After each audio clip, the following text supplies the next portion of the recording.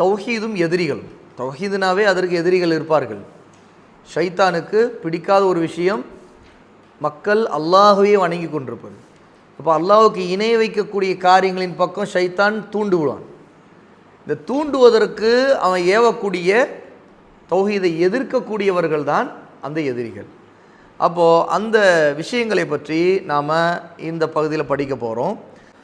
தௌஹீதை மக்களுக்கு போதிக்கின்ற நபிமார்களை அல்லாஹ் உலகிற்கு அனுப்பும்போது அவர்களுக்கு சில எதிரிகளை ஆக்கிவிடுவது அல்லாஹ்வின் நாட்டம், அல்லாஹ்வின் ஞானம். அதாவது எதிரிகள் நமக்கு மட்டும் இல்லை, நபிமார்களுக்கே உண்டு. ஏன் அல்லாஹ் தஆலா அவன் அனுப்பக்கூடிய நல்லோர்களாக இருக்கக்கூடிய நபிமார்களுக்கு போய் எதிரிகளை ஏற்படுத்துகிறான்? இதில் அல்லாஹ்வுடைய நாட்டமும் ஞானமும் இருக்குது. அப்போது இந்த மாதிரி எதிரிகளை ஏற்படுத்துவதை அல்லாஹ் தஆலா ஒரு விதியாக ஆக்கியிருக்கிறான். அதை அல்லாஹ் குர்ஆனிலும் சொல்கிறான், வகதாலிக ஜஅல்னா லிகுல்லி நபியின் அதுவா. இணை வைப்பாளர்களை கொண்டு நாம் நபியே உங்களை சோதிக்கின்ற போது சோதித்தது போலத்தான் உமக்கு முன்னர் எல்லா தூதர்களையும் சோதித்தோம். ஷைத்தானல் இன்சி வல் ஜின்னி யூஹி பஅதுஹும் இலா பஅதின் ஸுஹ்ருஃபல் கௌலி குரூரா. அவர்கள் ஒவ்வொருவருக்கும் மனிதர்களிலிருந்தும் ஜின்களிலிருந்தும் எதிரிகளை ஏற்படுத்தினோம். அந்த எதிரிகள் ஒருவர் மற்றவருக்கு ஊசலாட்டத்தை ஏற்படுத்தினார்கள். ஊசலாட்டம்னா குழப்பங்களை ஏற்படுத்தி இதன் மூலமாக மக்களை வழிகெடுக்க அவங்க தொடர்ந்து முயற்சி செய்துட்டு இருப்பாங்க. இந்த மாதிரி எதிரிகள் மனிதர்கள் மட்டுமில்லை, ஜின்களிலும் உண்டு. இந்த மாதிரி எதிரிகள், ஜின் இன மனித இன எதிரிகள் நபிமார்களுக்கு அதிகமானவர்கள் இருந்தாங்க. இது அல்லாஹ் ஏற்படுத்தக்கூடிய ஒரு நியதி. மக்களை ஏமாற்றுவதற்காக அசத்தியத்தை அலங்கரித்து காட்டினார்கள். அந்த எதிரிகள் என்ன செய்தாங்க? மக்களை வழிகெடுக்க, ஏமாற்ற அசத்தியத்தை சத்தியம் போல காட்டுவாங்க. அப்போ மக்கள் அதை பார்க்கக்கூடியவங்க இதுவும் சரிதான், இதுவும் உண்மைதான் அப்படின்னு நம்பிட்டு அதை பின்தொடரணும். இதன் மூலமாக நபிமார்களுடைய பாதையை விட்டு மக்களை அந்த எதிரிகள் வழிகெடுப்பார்கள். அப்போ இந்த வழிகெடுக்கக்கூடிய எதிரிகள் எந்தெந்த இனத்தில் இருப்பாங்களாம்? ஜின் இனம், மனித இனம். மனித இன எதிரிகளை கண்ணால் நம்ம பார்க்குறோம். அவங்க பேசும்போது, அவங்க நமக்கு எதிராக வேலைகள் செய்யும்போது நம்ம கண்களால் பார்க்குறோம். ஆனால் ஜின் இன எதிரிகளை கண்களால் பார்க்க முடியாது வெளிப்படையாக. ஆனால் அந்த ஜின் இன எதிரிகள் ஜின்களாக கண்ணிற்கு தெரியாமலேயும் நபிமார்களுக்கு எதிராக வேலை செய்து கொண்டிருந்தாங்க. அது மட்டும் இல்லை, இன்னொரு பக்கம் மனிதர்களை தூண்டி விடுவதன் மூலமாகவும் நபிமார்களுக்கு எதிராக வேலை செய்து கொண்டிருந்தாங்க. அப்போ இது ஷைத்தான்களுடைய வழக்கம். இது அல்லாஹ் தஆலா இந்த உலக நியதியாக அனுமதிச்சிருக்கிறான். நபிமார்களுக்கு எதிரிகள் இருப்பார்கள் அப்படின்னு அல்லாஹ்வே ஏற்படுத்திட்டான். அப்போ சத்தியத்திற்கும் அசத்தியத்திற்குமான போராட்டம் இருந்து கொண்டு தான் இருக்கும். நம்ம அல்லாஹ்வுடைய நபியாக இருக்கின்ற ஒருவருக்கு போய் எதிரிகள் இருப்பார்களா அப்படின்னு நினைக்க முடியாது. இது அல்லாஹ் ஏற்படுத்திய நீதி. நபிமார்களுக்கும் எதிரிகள் இருப்பா. அப்போ நாமெல்லாம் எந்த மாத்திரம்? அப்போ யாராவது சத்தியத்தை சொல்லக்கூடிய ஒருத்தர் தனக்கு யாரும் எதிரிகளே இருக்கக்கூடாது அப்படின்னு நினச்சா அது சாத்தியமா? சாத்தியமே இல்லை. நபிமார்களுக்கு அல்லாஹ் ஏற்படுத்தியிருக்கார். நம்முடைய நபி ஸல்லல்லாஹு அலைஹி வஸல்லம் அவர்களுக்கு எதிரிகள் எவ்வளோ மோசமான எதிரிகள் எல்லாம் நம்ம வரலாறு அறிகிறோமா இல்லையா? அதுவும் ரசூலுல்லாஹ்வுடைய குடும்பத்திற்குள்ளேயே அபூ லஹப், ரசூலுல்லாஹ்வுடைய பெரிய தந்தை, அவனை சபித்து அல்லாஹ் குர்ஆனில் சூரா தப்பத் இறக்கியிருக்கிறான். தப்பத் யதா அபி லஹபி வ தப். எப்படிப்பட்ட எதிரி? ரசூலுல்லாஹி ஸல்லல்லாஹு அலைஹி வஸல்லம் தாவாவை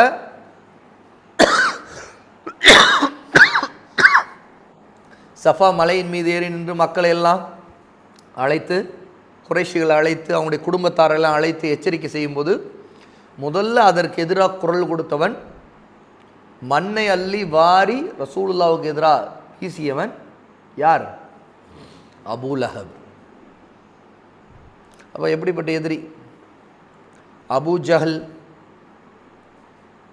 இன்னும் உமையா இப்னு ஹலஃப், இப்படி வரிசையாக பெரிய பெரிய எதிரிகள். கடைசி வரைக்கும் முஸ்லீம் ஆகாதவர்கள். இருந்தாங்க. அப்போது இது ரசூலுல்லாவுக்கே உண்டுன்னா, இப்போ நாம் தாவாவில் தௌஹீதை சொல்லணும்னு போகும்போது நமக்கு எதிரிகள் இல்லாமல் இருப்பாங்களா? எதிர்ப்பு இல்லாமல் இருக்குமா? இருக்கும். அதனால் எதிர்ப்புகள் வருது அப்படின்னு பார்த்து அதற்காக நாம் சத்தியத்தை சொல்லுவதை விட்டு பின்வாங்கவே கூடாது, பயப்படவும் கூடாது. நாம் சொல்லுவது சத்தியம் என்பதை உறுதிப்படுத்திட்டோம், அதுக்கான ஆதாரம் தெளிவாகிவிட்டது என்றால் அல்லாஹ்வுடைய திருப்தியை நாடி நாம் சொல்லணும். எதிரிகள் நிச்சயமாக வருவார்கள், அவர்கள் நம்ம ஏசுவார்கள், நமக்கு எதிராக சதிகள் செய்வார்கள். நாம் அதை பற்றி பொருட்படுத்தவே கூடாது. அல்லாஹ்வின் பக்கம் நாம் திரும்பி நிற்கணும், அல்லாஹ்வோட உதவி தேடணும், பொறுமையை கடைபிடிக்கணும். ஆக இந்த பகுதியில் எதிர்ப்பு இல்லாமல் தௌஹீது இல்லை அப்படிங்கிறத ஷேக் முஹம்மது இப்னு அப்துல் வஹாப் ரஹிமஹுல்லா நமக்கு குறிப்பிடுறாங்க.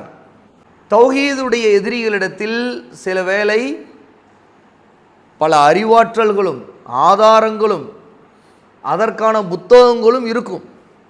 சரி, எதிரிகள் சும்மா சும்மா பேச்சுவாக்கில் 2 வார்த்தை திட்டிட்டு போவாங்களா அப்படின்னா அதில் மட்டும் இருக்காது. மாறா அவங்க எதிர்ப்பை வெளிப்படுத்தி தாங்கள் சொல்லுவதுதான் சத்தியம் அப்படின்னு மக்களை நம்ப வைப்பதற்காக அவங்க ரொம்ப அறிவார்ந்த சில வாதங்களை எடுத்து வைப்பாங்க. என்ன அப்படி ரொம்ப இல்மோடு அவங்க பேசுகிறதா தெரியும். அவங்களுக்குன்னு சில ஆதாரங்களை எடுத்து வைப்பாங்க. அவங்கள்ட்ட இதுக்குன்னு சில கித்தாபுகளும் இருக்கும். ஷேக் முஹம்மது இப்னு அப்துல் வஹாப் சொல்கிறாங்க, இதையெல்லாம் அவங்க செய்வாங்க தான். இதை பற்றி அல்லாஹ்வும் குர்ஆனில் சொல்லியிருக்கிறான். தூதர்கள் அவரிடம் தெளிவான சான்றுகளையும் ஆதாரங்களையும் கொண்டு வந்தபோது அவற்றை அவர்கள் நிராகரித்தார்கள். யார்? காஃபிர்கள், இணை வைக்கக்கூடியவர்கள். அல்லாஹ்வுடைய ரசூல்மார்கள் கொண்டு வரக்கூடிய தெளிவான பையினாத், ஆதாரங்கள், அத்தாட்சிகள், அதாவது அந்த தூதர்கள் அல்லாஹ்வுடைய அனுமதி கொண்டு வெளிப்படுத்திய அற்புதங்கள், முஅஜிசாத், அதே மாதிரி அல்லாஹ் அவங்களுக்கு இறக்கிய வேதம், அது ஒரு பெரிய ஆதாரம். இந்த மாதிரி பல விஷயங்களை தூதர்கள் வெளிப்படுத்திய போதும் இணை வைக்கக்கூடியவங்க அதையெல்லாம் நிராகரிக்க தான் செய்தார்கள். தூதர்கள் கொண்டு வந்ததற்கு மாறாக தங்களிடம் உள்ள அறிவை கொண்டு அவர்கள் திருப்தி அடைந்தார்கள். சரி, ஏன் நிராகரித்தாங்க, ஏன் ஏற்றுக்கொள்ளலைன்னா அவங்க தங்களிடம் இருக்கக்கூடிய அறிவை அவங்க நம்பினாங்க. தங்களுடைய வாதம் சரிதான், தங்களுக்கு இந்த விஷயத்தில் இன்னும் அறிவு இருக்குது அப்படின்னு அவங்களா நம்பிக்கிட்டாங்க. அதனால் அதில் அவங்களுக்கு திருப்தி, சந்தோஷம். தங்களுடைய அறிவை கொண்டு அவங்க சந்தோஷப்பட்டார்கள். அவர்கள் எந்த வேதனை குறித்து பரிகாசம் செய்து கொண்டிருந்தாலும் அது அவர்களின் மீது இறங்கியது.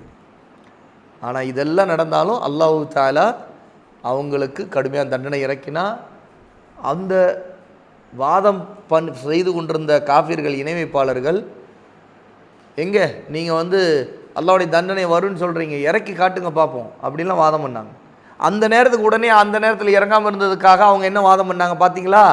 நீங்கள் சொல்கிறது உண்மை இல்லை, நாங்கள் அசத்தியத்தில் இருக்கிறோம், அல்லாஹ்வுடைய தண்டனை இறங்கிடும் சொல்கிறீங்கள, அப்படின்னா உடனே இப்போ தண்டனை இறக்கி காட்டுங்க அப்படின்னு நாங்கள் கேட்குறோம். ஆனால் அவங்களால முடியலையே, இப்படிலாம் வாதம் பண்ணிகிட்டு இருந்தாங்க. ஆனால் ஒரு நாள் அல்லாஹ்வுடைய தூதர்கள் எச்சரிக்கை செய்த அந்த தண்டனை அவர்கள் மீது இறங்கியது. அந்த வேதனையை குறித்து தான் தூதர்கள் அவர்களை எச்சரித்து கொண்டிருந்தார்கள். அப்போது இதிலிருந்து ஒரு விஷயம் தெரியுது, சத்தியத்தை ஏற்க மறுக்கிறவங்க அவங்களிடம் இருக்கக்கூடிய அறிவை கொண்டு வாதம் செய்வதை கொண்டு திருப்தி அடைஞ்சு என்ன செய்வாங்க, அசத்தியத்தை சத்தியமாக பேசி கொண்டிருப்பாங்க. அதற்குன்னு அவங்கள்ட்ட புத்தகங்கள் இருக்கும், அவங்கள்ட்ட அதற்குன்னு சில ஆதாரங்கள் இருக்கும். அந்த ஆதாரங்களை வச்சு மக்களை ஏமாற்றுவத்தான் செய்வார்கள் அப்படின்னு ஷேக் அவர்கள் சொல்கிறாங்க. அப்போ எதிரிகளை நம்ம எப்பவுமே சாதாரணமாக இடம் போடக்கூடாது. அவங்களும் மக்களை ஏமாற்றுவதற்காக சில தந்திரங்களை, சில ஆதாரங்களை பேசுவாங்க, எடுத்து வைப்பாங்க. இன்றைக்கி இதே தர்கா வழிபாடு கபூரில் போய் அடங்கியிருக்கிறவங்கள்ட்ட கேட்குறவங்க என்ன செய்கிறாங்க, அவங்களும் குர்ஆன் ஹதீஸ்லேருந்து ஆதாரம் இருக்குது, இதெல்லாம் தப்பில்லை அப்படின்னு சொல்கிறதுக்கு ஆதாரங்களை வச்சு பேசுகிற மாதிரி சில பேச்சுக்களை அவங்களுடைய பயான்கள் மூலமாக, பிரச்சாரங்கள் வழியாக அவங்க எவ்வளோ பண்ணுறாங்க. அவங்க அதற்காக புத்தகங்களும் எழுதுகிறாங்க இல்லையா? உதாரணத்துக்கு ஏதாவது ஞாபகம் வருதா? தர்கா வழிபாடு செய்கிறவங்களும் தாங்கள் செய்கிறது சரிதாங்கிறதுக்கு குர்ஆன்லேருந்து ஹதீஸ்லேருந்து ஏதாவது ஒன்று ஆதாரமாக வச்சு பேசுகிறாங்க. என்ன ஏதோ ஞாபகம் வருதா? பத்ரு யுத்தம் நடந்த பிறகு அபூஜஹல் அவனை போன்ற குறைஷிகளுடைய தலைவர்கள் கொல்லப்பட்டவங்களையெல்லாம் ரசூல் ஸல்லல்லாஹு அலைஹி வஸல்லம் அங்கே பத்ரில் இருந்த ஒரு கிணற்றில், பாலடைந்த கிணற்றில் தூக்கி வீசுகிறாங்க. தூக்கி வீசின பிறகு இப்போது தெரிந்து விட்டதா, நான் உண்மையான தூதர் தான் இப்போ உங்களுக்கு தெரிஞ்சிருச்சா, அல்லாஹ் உங்களுக்கு சொன்ன தண்டனை இப்போ தெரிஞ்சிருச்சா அப்படின்னு ரசூல் ஸல்லல்லாஹு அலைஹி வஸல்லம் அந்த பிணங்களை நோக்கி கிணற்றுக்குள்ளே பார்த்து இப்படி பேசுகிறாங்க. இப்போ சஹாபாக்கள் கேட்குறாங்க, யார் ரசூலுல்லாஹ் அவங்க தான் இறந்துட்டாங்களே, செவி உற மாட்டாங்களே. ரசூலை சொல்கிறாங்க, இல்லை அவங்க இப்போ செவி உருகுறாங்க, கேட்குறாங்க அப்படின்னு. இப்போ இது புகாரியில் வரக்கூடிய ஒரு ஹதீஸ், ஒரு செய்தி. இது முன்வைத்து என்ன சொல்கிறாங்க, தர்கா வணக்க வழிபாடு செய்கிறவங்க, அதாவது கபர்கள்ட்ட அடங்கியிருக்கவங்கள்ட்ட கேட்குறவங்க என்ன ஆதாரம் வைக்கிறாங்க பார்த்தீங்களா, காஃபீர்களாக கொல்லப்பட்டவங்க கூட அவங்களுக்கு காது கேட்கும், இறந்தாலும் அவங்களுக்கு காது கேட்கும்ன்ற ரசூலுல்லாஹ் இந்த இடத்துல சொல்கிறாங்கல்ல. அப்போ நாம் இறந்தவங்க காது கேட்க மாட்டாங்க, நம்ம கேட்குற துவாவையெல்லாம் அவங்களுக்கு காதில் கேட்காதுன்னு சொல்கிறது எவ்வளோ பெரிய பொய். ஆகவே நீங்கள் எந்த தர்காவுக்கு போனாலும் நேரடியாக போகாவிட்டால் கூட இறந்து விட்ட நல்லடியார்கள் அவங்க நம்முடைய பிரார்த்தனைகளை கேட்பாங்க, நம்முடைய கோரிக்கைகளை கேட்பாங்க.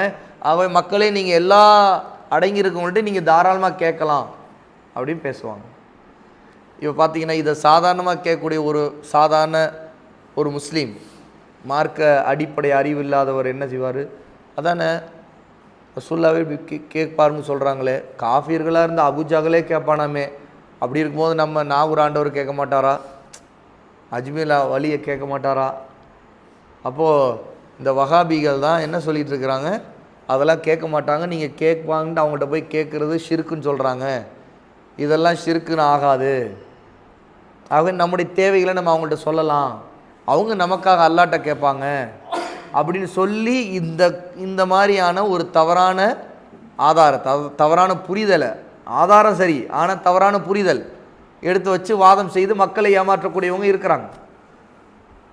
சரி, இதுக்கு என்ன பதில்? ரசூல் ஸல்லல்லாஹு அலைஹி வஸல்லம் இப்போ அவங்க கேட்குறாங்க அப்படின்னு தான் சொன்னாங்களே தவிர எப்பவும் கேட்பாங்க அப்படின்னு சொல்லலை. சஹாபா யார் ரசூலுல்லாஹ் அவங்க இறந்துட்டாங்களேன்னு கேட்கும்போது இப்போ நான் சொல்வதை அவர்கள் கேட்கிறார்கள். ஏன்னா அது அல்லாஹ் தஆலா நபி ஸல்லல்லாஹு அலைஹி வஸல்லமுக்கு ஏற்படுத்திய ஒரு அற்புதம்.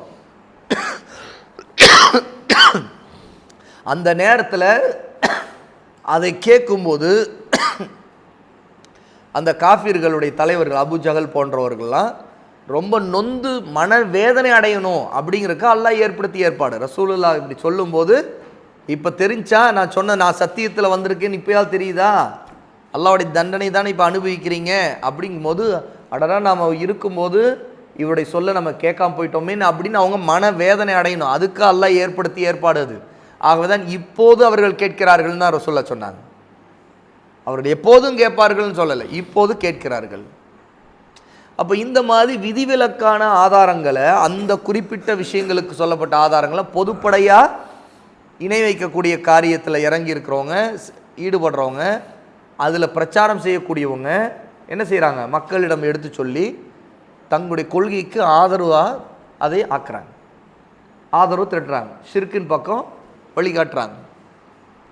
இதைத்தான் ஷேக் சொல்கிறாங்க. இந்த மாதிரி அவங்கள்ட்டமும் ஆதாரங்கள் வாதங்கள்னு சில இருக்கும், அதை வச்சு அவங்க மக்களிடம் பேசுவார்கள்.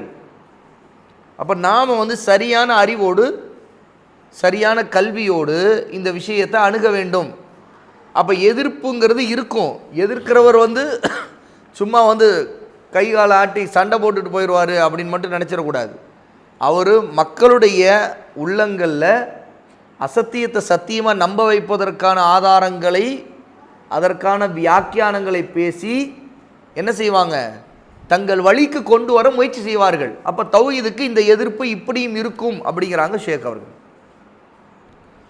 அல்லாஹ்வின் பாதையில் செயல்படுகின்றவர்களுக்கு கண்டிப்பாக எதிரிகள் இருப்பார்கள். ஷேக் சொல்கிறாங்க, நீங்கள் அல்லாஹ்வின் பாதையில் உண்மையாக நிற்கிறீங்க, நிச்சயமாக எதிரிகள் இருப்பாங்க. இவர்கள் அறிவாற்றலும் நாவன்மையும் உடையவர்களாகவும் இருப்பார்கள் என்பதை அறியும் போது அந்த எதிரிகளை எதிர்த்து போராடுவதற்கு தேவையான மார்க்க அறிவென்னும் ஆயுதத்தை தயாரித்துக் கொள்வது கட்டாய கடமை. நீங்கள் வழிகேடர்களை, பிதத்வாதிகளை, ஷிர்கில் விழுந்திருக்கிறவர்களை, காஃபிர்களை, அவங்களுடைய கொள்கைகள் வழிகேடுங்கிறதையும் அவங்க சத்தியத்தின் பக்கம் வரணுங்கிறத விரும்புகிறீங்க அப்படின்னா, அந்த வழிகேடு அவங்கள்ட்ட தோலுரித்து காட்ட வேண்டும்னா உங்களுக்கு சரியான கல்வி இருக்க வேண்டும். அதை கற்றுக்கொள்வது கட்டாய கடமை. என்றால் அந்த சைடில் ரொம்ப நாவன்மை உள்ளவர்கள், திறமையாக வாதம் செய்து பேசுகிறவங்க இருக்கவும் செய்வாங்க, அவங்களுக்குன்னு சில அறிவாற்றல் இருக்கும் அப்படின்னு ஷேக் அவர்கள் நமக்கு எச்சரிக்கை செய்ய. இந்த எதிரிகளின் தலைவனான இப்லீஸ் இப்படி கீழ்கண்டவாறு அல்லாஹ்விடம் சவால் விட்டிருக்கிறான். எப்படி பாருங்க, 7வது சூரா அல் அராஃப் 16வது ஆயா. لَأَقْعُدَنَّ لَهُمْ صِرَاطَكَ الْمُسْتَقِيمَ ثُمَّ لَآتِيَنَّهُمْ مِنْ بَيْنِ أَيْدِيهِمْ وَمِنْ خَلْفِهِمْ وَعَنْ أَيْمَانِهِمْ وَعَنْ شَمَائِلِهِمْ وَلَا تَجِدُ أَكْثَرَهُمْ شَاكِرِينَ. ஆதமுடைய சந்ததிகளாகிய அவர்கள், அல்லாஹ்வே உன்னுடைய நேரான வழியில் செல்லாமல் தடை செய்ய வழிமறித்து அதில் உட்கார்ந்து கொள்வேன். நாமெல்லாம் நேர் வழியில் போகக்கூடாது, ஷைத்தான் என்ன செய்வானா, குறுக்க உட்கார்ந்து கொள்வான். எந்த பாதையின் பக்கம்? அஸ்ஸிராத்துல் முஸ்தகீம் பாதையில் நடுவில் குறுக்க வந்துடுவான். நேரான பாதையில் போகக்கூடாதுன்னு தடுத்துருவான். நிச்சயமாக அவர்களுக்கு முன்னும் பின்னும் அவர்களின் வலப்பக்கத்திலும் இடப்பக்கத்திலும் அவரிடம் வந்து அவர்களை வழிகெடுத்து கொண்டே இருப்பேன். அவர்களை அதிகமானவர்களை நன்றி உடையவர்களாக நீ பெறமாட்டாய். இப்லீஸ் சொன்னது இது.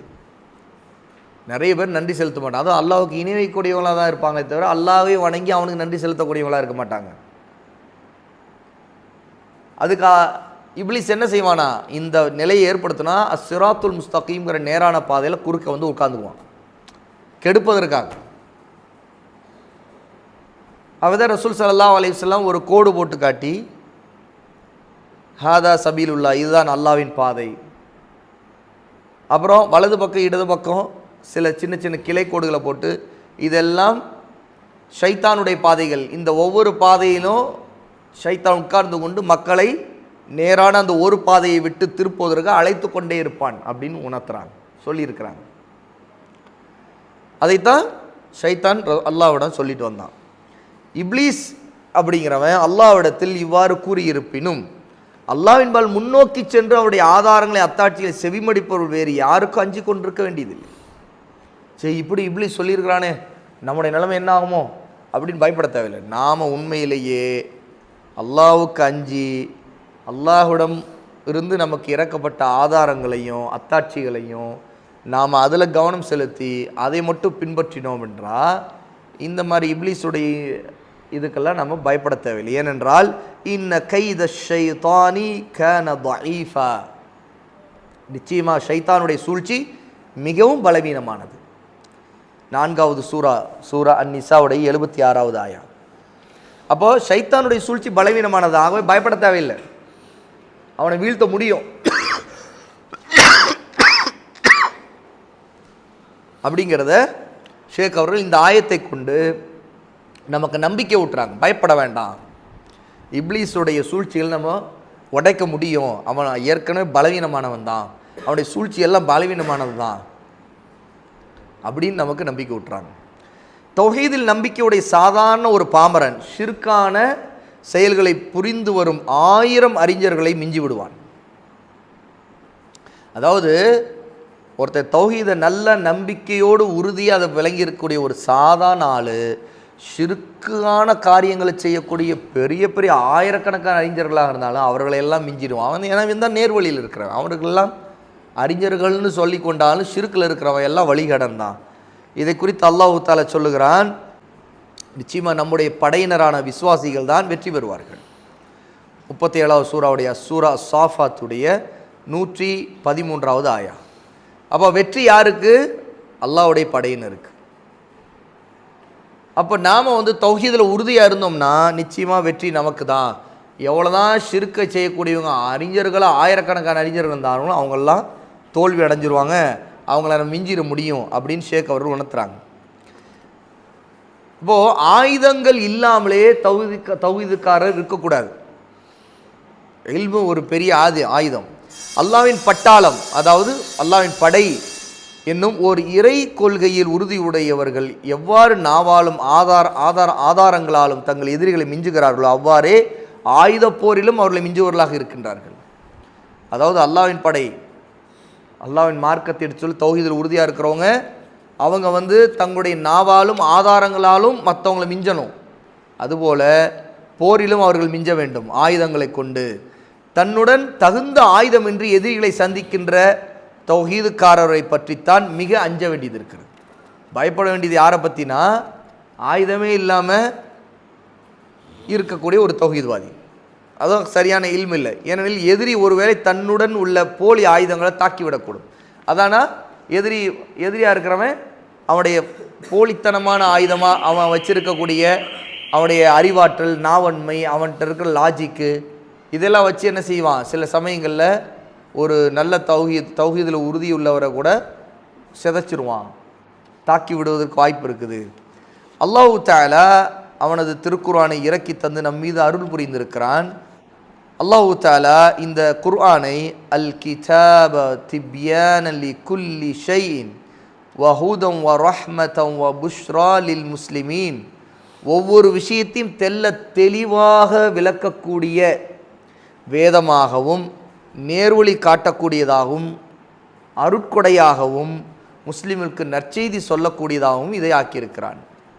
சூரா அந்நம்ல் 16வது சூறாவுடைய அந்நஹல் 16வது சூறாவுடைய 89வது ஆயா. எனவே தவறான கொள்கை உடையவன் ஒரு ஆதாரத்தை கொண்டு வருவானாயின் அதை முறியடித்து அந்த தவறை விளக்குகின்ற தகுந்த ஆதாரங்கள் குர்ஆனில் இருக்கவே செய்கின்றன. இப்போ நாம் சரி என்னிடம் தவறான ஆதாரத்தை முன் வச்சு தவறான விளங்குதலை எடுத்தக்கூடிய நான் எப்படி அவங்களை எதிர்கொள்கிறது? அதற்கான விளக்கங்களை குர்ஆனிலேயே இருக்குது. குர்ஆனை கொண்டு நீங்கள் அது தெளிவான கல்வியோடு அதை அணுகுங்கள், எதிர்கொள்ளுங்கள் அப்படிங்கிறாங்க ஷேக். வலா யஅதூனக பிமஸலின் இல்லா ஜினாக பில் ஹக்கி வ அஹ்ஸன தஃப்ஸீரா. இந்த காஃபிர்கள், இறை நிராகரிப்பவர்கள் எத்தகைய கேள்வியும் கேட்டு அதற்காக எந்த உதாரணத்தை உங்களிடம் கொண்டு வந்த போதிலும் அதைவிட உண்மையான சத்தியமான விஷயத்தையும் அழகான விளக்கத்தையும் நாம் உமக்கு நபியை இறக்கி இருக்கின்றோம், அருளி இருக்கின்றோம் என்று அல்லாஹ் தஆலா சூரா அல் ஃபுர்கான் 25வது சூறாவுடைய 33வது ஆயத்தில் சொல்கிறான். அப்போ குர்ஆனில் ஆதாரங்களுக்கு தெளிவான விளக்கங்களும் இருக்குது. அப்போ ஒரு ஆதாரத்தை கொண்டு குழப்பத்தை ஏற்படுத்தினா நாம் அதை விளங்குவதற்கு மற்ற ஆதாரங்களை எல்லாம் ஒருங்கிணைச்சு பார்க்கணும். தவறான கொள்கை உடையவர்கள் இறுதி நாள் வரை தங்களுக்கு சாதகமாக கொண்டு வருகின்ற ஒவ்வொரு ஆதாரத்திற்கும் சரியான பதிலை அல்லாஹ் தன் வேதத்தில் சொல்லி இருக்கின்றான் என்பதை இந்த மேலே நாம் பார்த்த திருக்குர்ஆனுடைய வசனம் விளக்குகின்றது என்று குர்ஆனுடைய விரிவுரையாளர்கள், அதாவது தஃப்சீர் அறிஞர்கள் சிலர் சொல்லியிருக்கிறாங்க. அப்போது எந்த உதாரணத்தை நபியே அவங்க கொண்டு வந்தாலும், வாதத்தை வச்சு ஏதாவது ஒன்று பேசி அவங்க கொண்டு வந்தாலும் அதையெல்லாம் விட சத்தியத்தை விளக்கக்கூடிய அழகான விளக்கத்தை நாம் இந்த குர்ஆனில் கொண்டு வந்திருக்கோம்னு அல்லாஹ் சொல்கிறான். அப்போது எதிரிகள் முன்வைக்கக்கூடிய அவங்களுடைய வாத பிரதிவாதம் அல்ல வேறு ஆதாரங்களுக்கு தெளிவை தரக்கூடிய ஆதாரம் குர்ஆனிலே இருக்குது. அப்போ தௌஹீதை எதிர்க்கூடியவங்களுக்கு மறுப்பை நிச்சயமாக நம்ம குர்ஆனிலிருந்தே நம்ம தர முடியும். ஷிர்கை ஆதரிக்கக்கூடியவங்களுக்கான மறுப்பை குர்ஆனிலிருந்தே தர முடியும் அப்படின்னு என்ன செய்கிறாங்க ஷேக் அவர்கள் இந்த பகுதியில் நமக்கு விளக்குறாங்க. அப்போ இந்த பகுதிக்கு பிறகு ஷேக் அவர்கள் அடுத்தடுத்து நிறைய அந்த மாதிரியான விஷயத்தை பற்றிய இணை வைக்கக்கூடியவங்க எப்படியெல்லாம் மக்களை திசை திருப்புவார்கள் என்பதையும் நமக்கு இங்கே முன்வைக்கிறாங்க.